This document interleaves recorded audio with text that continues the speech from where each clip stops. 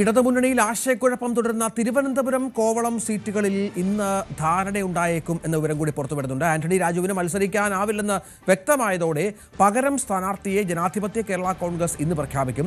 ആദ്യം ആലോചനയുണ്ടായിരുന്നെങ്കിലും സീറ്റ് ഏറ്റെടുക്കേണ്ടതില്ലെന്ന നിലപാടിലാണ് CPM. മണ്ഡലത്തിന്റെ പ്രത്യേക സ്വഭാവം കണക്കിലെടുത്ത് പൗ സ്വന്തറിനെ കൊണ്ടുവരാനാണ് കൂടുതൽ സാധ്യത. കോവളം സീറ്റിൽ ഭഗത് റൂഹസ് തന്നെ സ്ഥാനാർത്ഥിയാകും എന്നാണ് വിവരം. അരുണ് ചേരുന്നുണ്ട്. അരുണ്, ഏതായാലും CP ജോൺ തിരുവനന്തപുരത്ത് UDF സ്ഥാനാർത്ഥിയാകും. BJP ചില വിസ്മയങ്ങൾ കാത്തിരിക്കുന്നുണ്ട് എന്നാണ് മനസ്സിലാകുന്നത്. എന്താണ് തിരുവനന്തപുരം സെൻട്രലിൽ അടക്കം CPM-ന്റെ ഒരു സാധ്യത?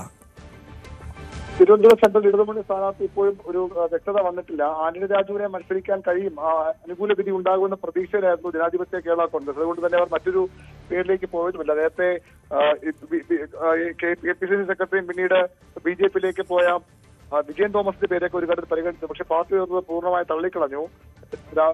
ആന്റണി രാജുവിനെതിരെ ഉണ്ടായ കോടതി വിധി ജനാധിപത്യ കേരള കോൺഗ്രസിന് തിരിച്ചടിയുമാണ്.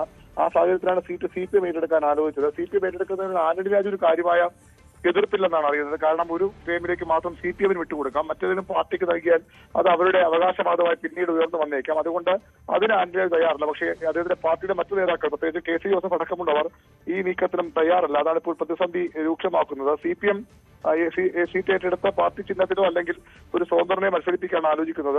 മണ്ഡലത്തിന്റെ പ്രത്യേക സാഹചര്യങ്ങളൊക്കെ പരിഗണിച്ചുകൊണ്ട് ലത്തീൻ സമുദായത്തിൽ ഒരു സ്വതന്ത്ര സ്ഥാനാർത്ഥിയെ നിർത്താനും CPM ആലോചിക്കുന്നുണ്ട്.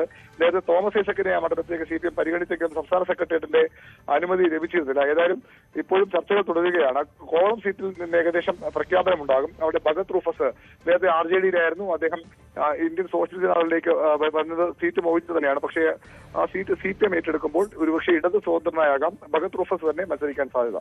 ശരി. കൂടുതൽ വാർത്തകൾക്ക് News 18 Keralam YouTube channel subscribe ചെയ്യുക.